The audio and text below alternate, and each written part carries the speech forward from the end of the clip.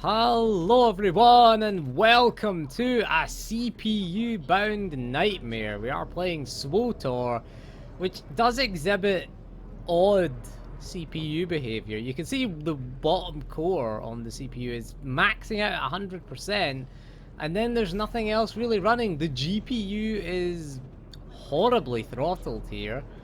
There's very little to no GPU usage. We're struggling to hit 1 gigahertz. Now the CPU that I will point out that we're using here is a AMD Ryzen 7 3700X, and there's not a lot of people on this instance, in case you're wondering. There's only 37 people here, and it's struggling really badly here. If we go away from where all the people are during the what's it called, the Festival of Prosperity or whatever. You can see the frame time. Look at the frame time graph. Look at that. That should be a flat line. And look at it. It's all over the place. It's like a Joy Division album cover. Remember that album cover in Joy Division? What was it? Unknown Pleasures. It looks like that. It's a good album, by the way. Joy Division are a great band as well. So, yeah. I mean, look at it. Look at the frame rate. It's ridiculous here, and you can see that bottom end CPU 16, as it's called in MSI Afterburner, maxed out. Not the fastest CPU. Basically how Ryzen CPUs work is they've got two clusters. So the Ryzen 7, for example, has two clusters of 4 cores, and each core is hyper-threaded. So that's where you get the 8 cores and 16 threads. So you get CCX 0 and CCX 1.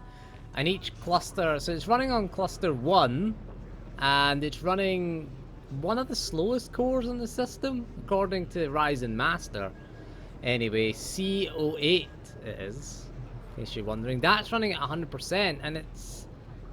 Look how everything is bottlenecked really badly here. I mean, the frame rate is fine, technically, but look at the frame time. I mean, look at this is turning, and you're getting massive spikes. Dips down to 40 FPS, and even if we go out and we've made it the inactive window and we'll go into the hardware monitor, we'll have a look and see exactly. Look at the frame rate now that it's not the active window. The frame rate is actually increasing when it's not the active window, and it's moved up to CPU number 12. The CPUs are numbered slightly differently in Afterburner and hardware monitor because it runs 0 to 15. Or core 0 to 50, core thread, whatever.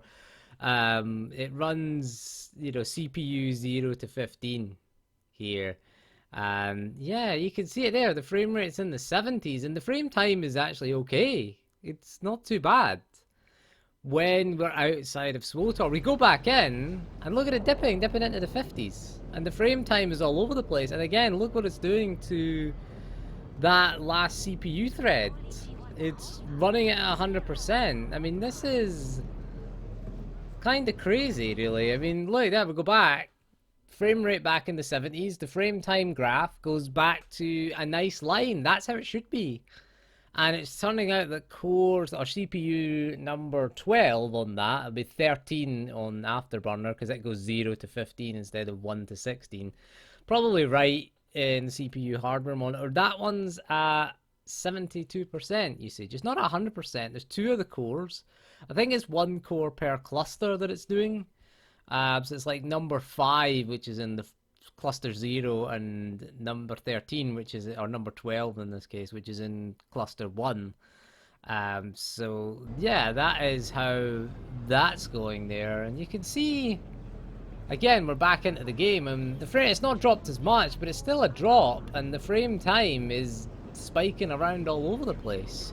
Now what we're gonna do is we're gonna take a look at the, again, look, watch the frame rate go up a little bit, and again the frame time go back to some semblance of normality. We're back in to the game now, and again the frame time spiking. The frame rate drop is less pronounced each time, but the frame time going up and down like that, that's what gives us that uneven frame delivery. And you can see here as we just move the mouse around how it impacts the frame time. Look at that. Look, we're down. We're getting audio glitches as well now. So what we're going to do is we're going to try it with hyper-threading disabled and see what that does. Again, look at that. back to normal when we Alt-Tab. That's weird. I run SWTOR in windowed mode because I like to Alt-Tab. So changing the resolution won't have any effect on this because it is a CPU bound issue. The GPU is idle at this point. It's practically idle. Although it is, you can see the GPU clock speed going up. So what we'll do is we'll take a look at the hyperthreading. We'll turn off hyperthreading in Ryzen Master and we'll go in with an 8-core, 8-threaded system just to see how it goes. Okay, so as you can see now, we've disabled the hyperthreading. We have now got, as you can see on the afterburner thing, we've got the overlay. We've now got 8 CPU cores now, no SMT. So 2 clusters are still being used. We're just running 8 cores and 8 threads. And you can see the GPU usage immediately is a lot better. Look at this, look, you've got a little bit of spikes when stuff loads in and new characters load in, but you can see here the frame rate still kind of the same, but the frame time spikes once everything settles down here. It's a lot better. Look at that. We're getting 100 FPS now. That is, it's kind of strange, really, that it doesn't like hyperthreading. And this is why we say the game engine or the game's API needs an update. Look at scrolling the camera this time. There's none of those big stutters. We're getting a reasonably flat line. The frame rate's still in the 60s and the 70s, but the frame time is a lot smoother. The delivery of those frames is a lot smoother. The GPU core clock is a lot higher. And again, look, we're moving around. I think there's still 37 people in this instance. And you can see here, look, we're spreading the mouse around. None of those big spikes that we saw before. There's it's never going to be totally smooth because again there's other areas and it's still CPU bound, but at least it's playable now. I mean, before it was unplayable. Like trying to do any of the quests in this area, it was damn near unplayable on Nar Shaddaa. But yeah, look at it now. The frame time is a lot flatter than it was before. It's not totally flat.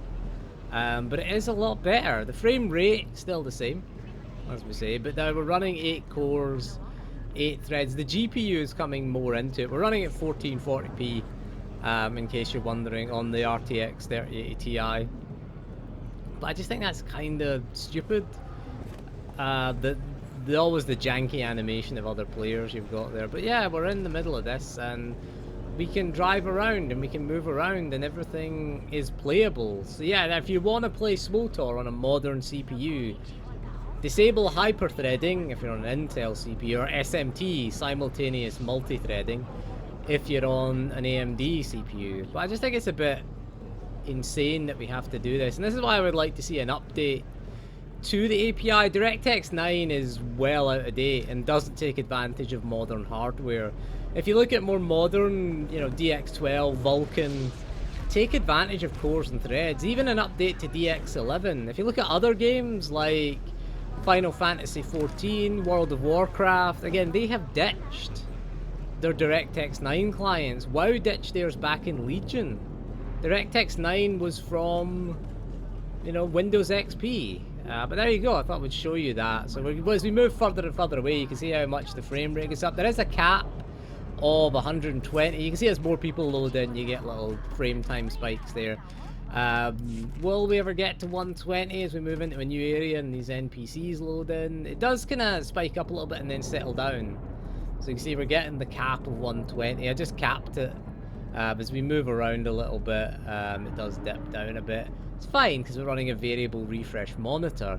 But there you go. I didn't want the group finder there. But anyway, that is all for this video. So thank you for joining me, and we'll see you again soon. And goodbye.